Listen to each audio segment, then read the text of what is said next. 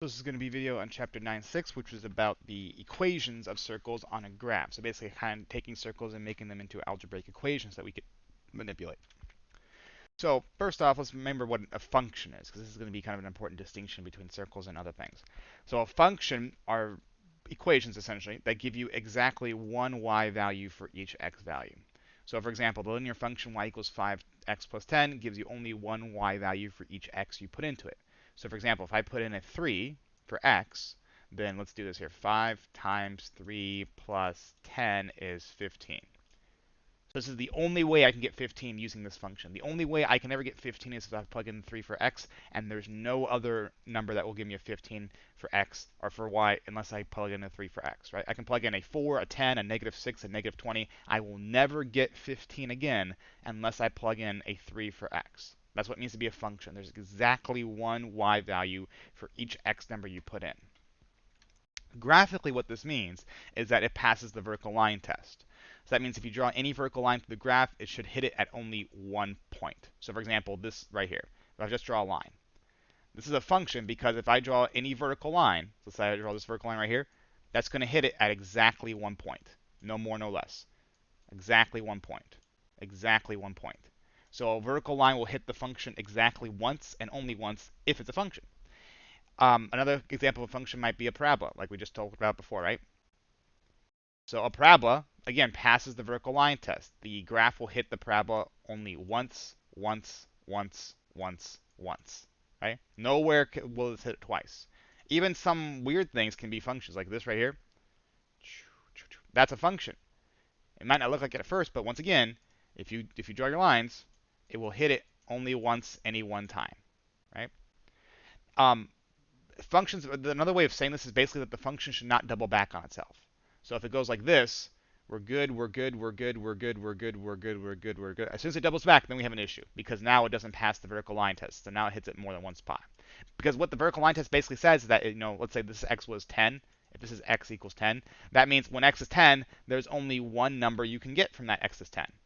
Whereas, if this line was x is 10, well, there's two numbers you can get from x being 10 in this case.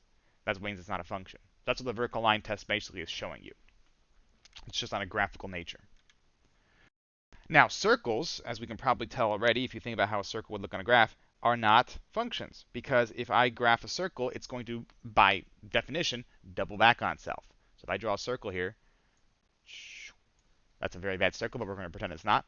That's going to double back on itself, and we're going to fail the vertical line test on almost every point. Like here it fails, here it fails, here it fails, here it fails. In fact, the only times it doesn't fail are these two tangent lines right here and right here. Those are the only two tangent lines that hit it exactly in one spot. Everything else hits it at twice. And so due to this, we can't really write it in terms of a nice little y equals equation. We could try, and we could get half it. So if I just graph each half, the top half of a circle, that's a function. And the bottom half of a circle, that's a function. So I can get both halves, but I can't get one function that has both halves together. I need to use two separate equations for that. So how do we actually write the equation of a circle if we can't write like we do a function?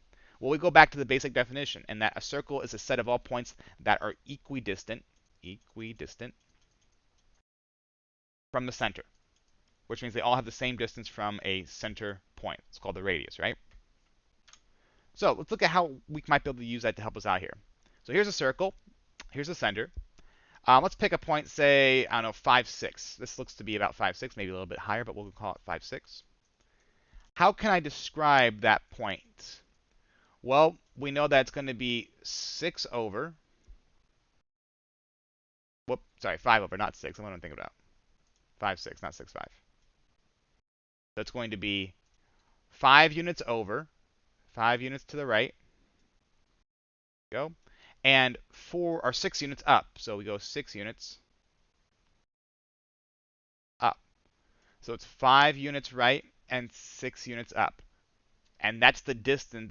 That's where the point is. Now, if you look at how far it is from the center, this right here, how far is that point from the center? Remember, that's the radius, right? The radius is how far any point is from the center. It should be the same all the way around.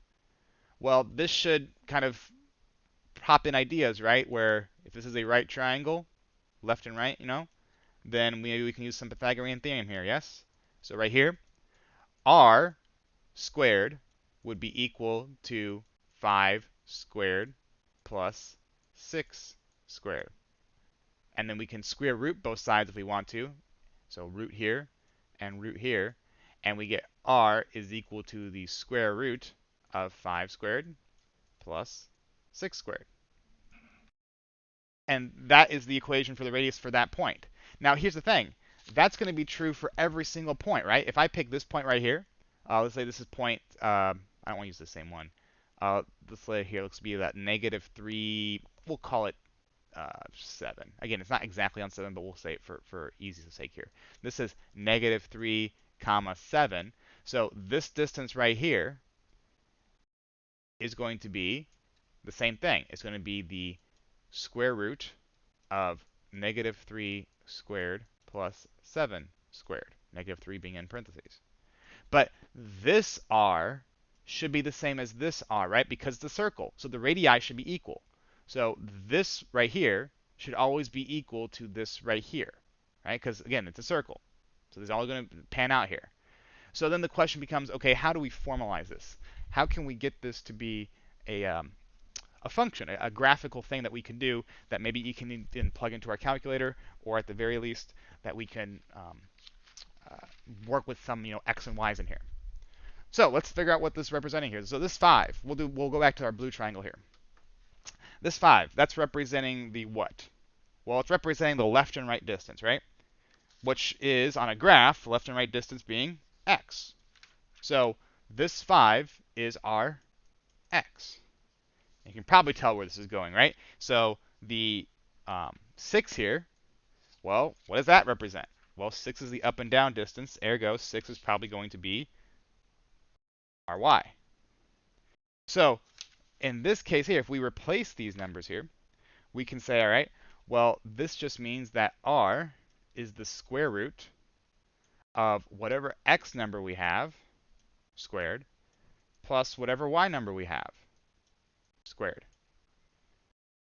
That's how we make it. So this right here is kind of like our quote-unquote equation for the circle. Our equation for the circle is you take the square root of your x numbers squared plus your y numbers squared, and as long as those all equal the same r, then we're good. Now, this is not something you could graph on a calculator because your calculator doesn't do anything other than functions.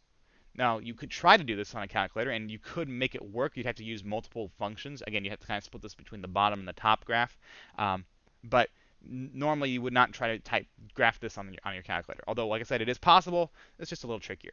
Now, sometimes this is written as r squared is equal to x squared plus y squared. But again, it's in my case, or in my opinion, it's bad form to leave the r squared. If you're going to write a function or going to write an equation with r, you should have r in simplest terms, which is just r, and everything else should be moved to the other side. So both of these equations here are functionally equivalent, but again, this one is probably the more formal one because r is as low as it can go. R is as simple as it can get.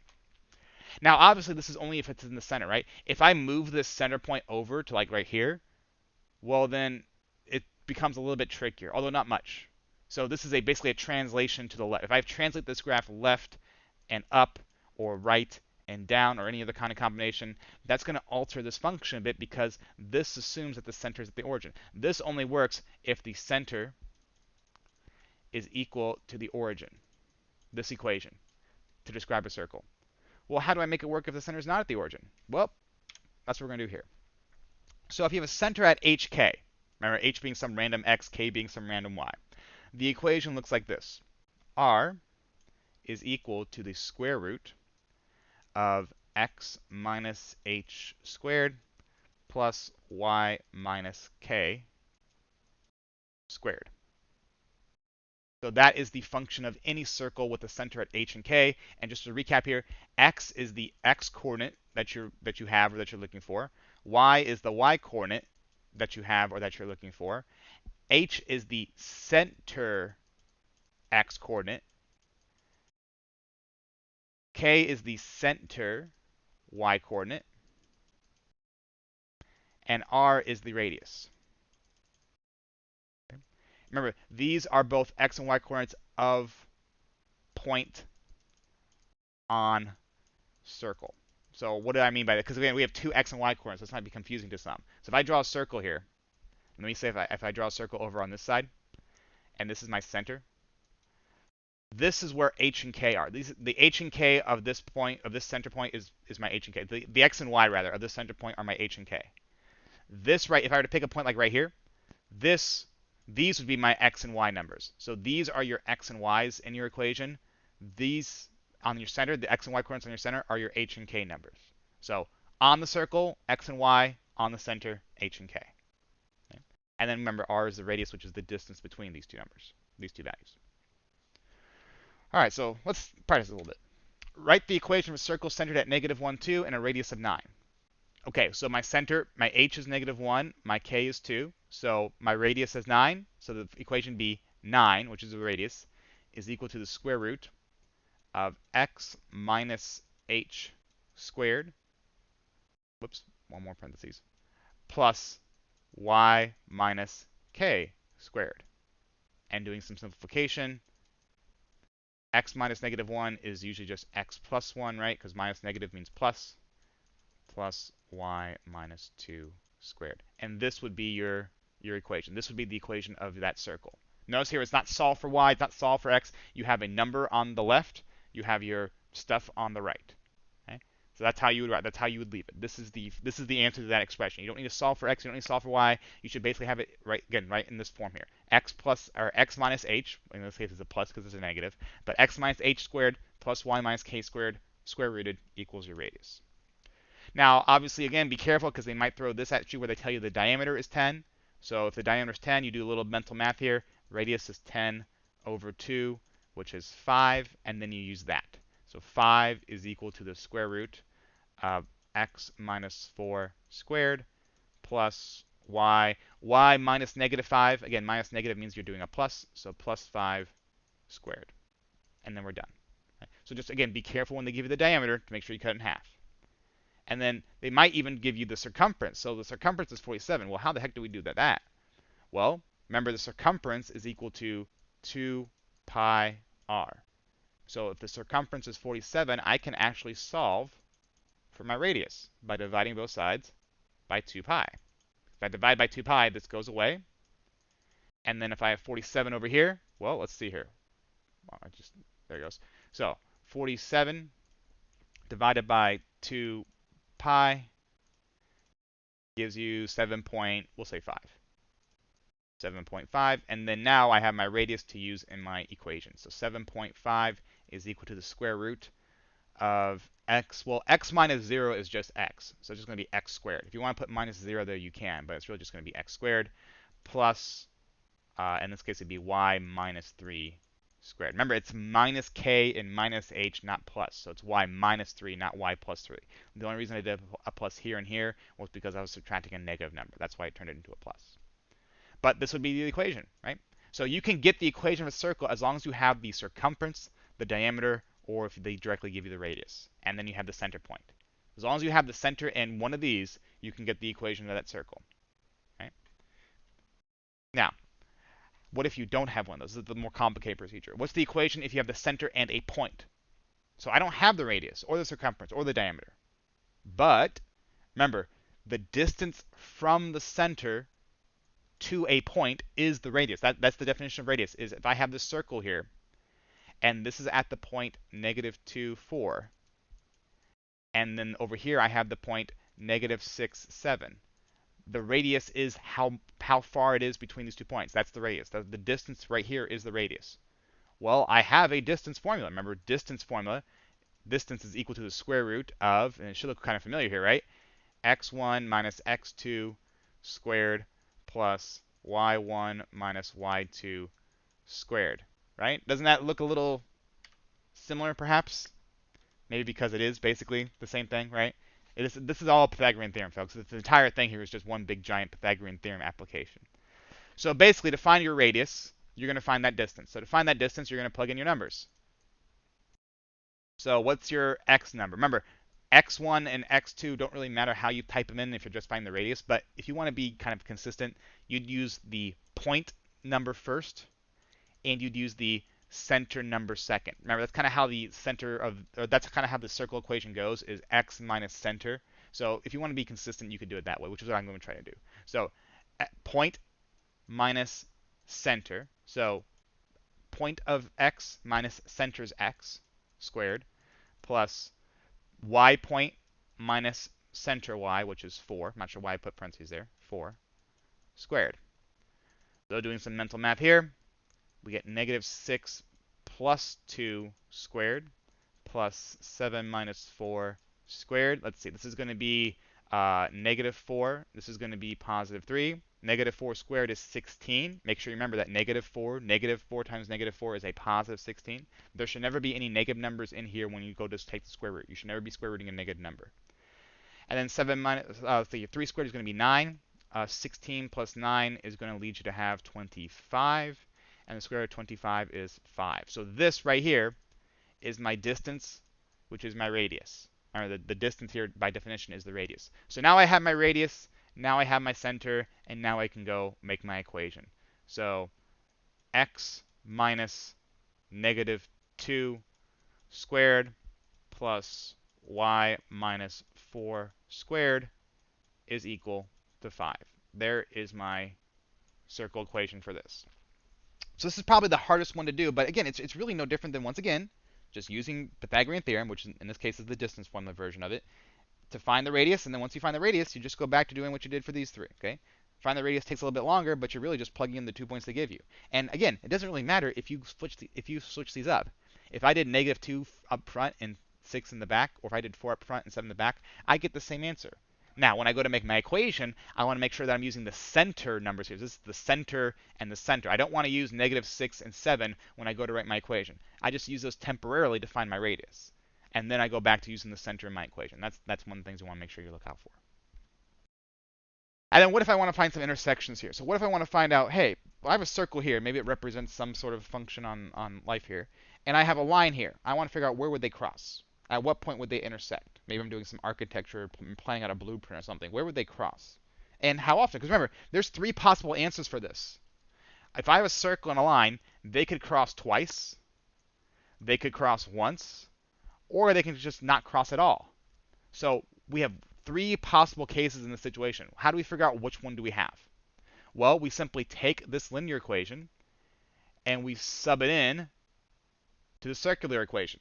Because remember, linear equations are usually telling you what y is given your x setup. So you take your setup for x and you plug it in for the y in the circle and you solve. So it would look like this. X minus 2 squared plus, parentheses, 2x plus 5, because that's what I'm just taking this and substituting in for the y in the circle. I'm taking the linear equation and plugging it in for the circular equation. Minus 3 squared equals 36. And then I can solve this through.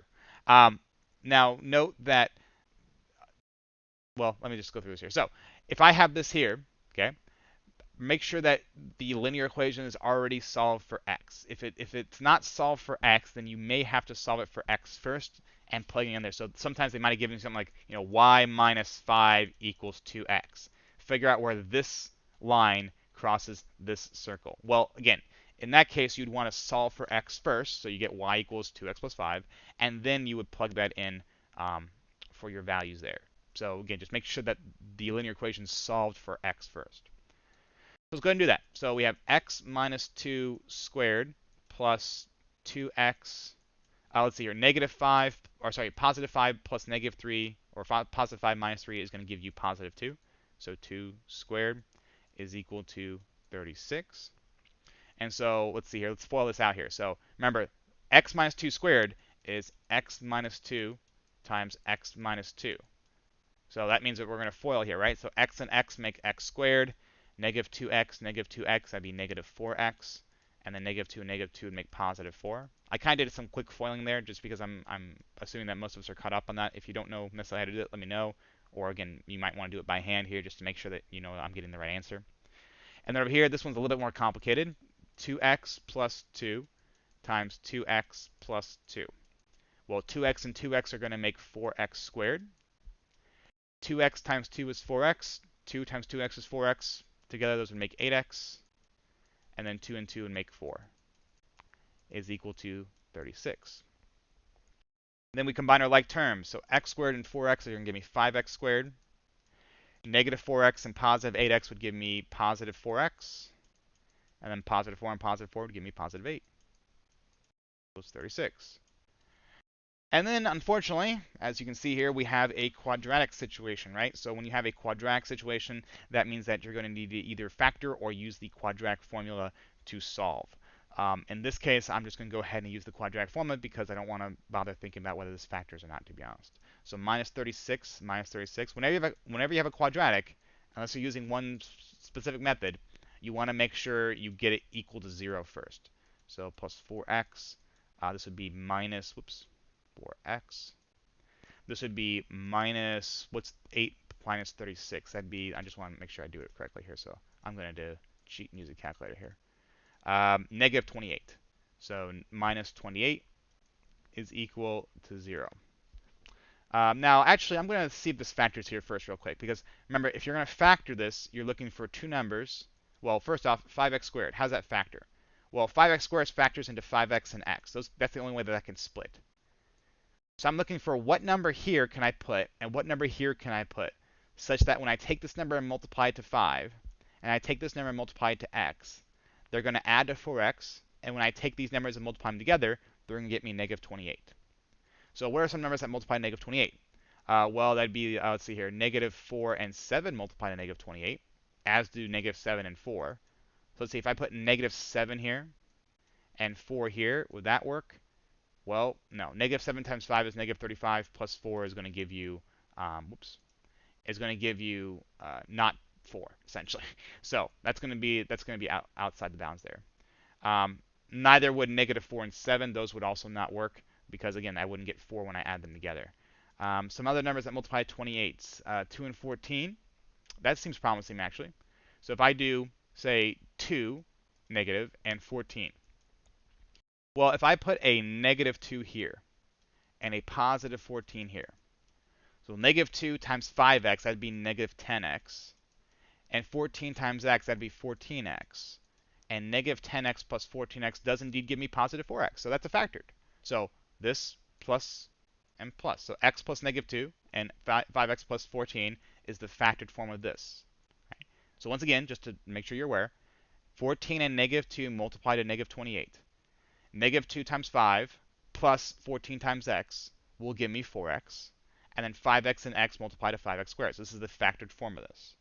So if I want to solve for this, I would take both of these sections here, this and this, and I would set them equal to 0 individually. So 5x plus 14 is equal to 0, and x minus 2 is equal to 0. And then you'd solve both equations. So this would be x equals 2, because I add 2 to both sides. This would be 5x equals negative 14, and then x is negative 14 fifths. So these are the two x coordinates of my intersection, supposedly. Remember, strange things happen when you solve quadratics sometimes. Because remember, we're still in one of these three cases here. Right? Now, it looks like, since I have two x coordinates, it looks like it's going to intersect it twice. It looks like it's in this case. Sometimes when you solve this, you factor it out and you just get one answer. Rather than two answers, you'll just get one answer. Usually you get one answer twice. Like this would factor into, x plus 3 times x plus 3.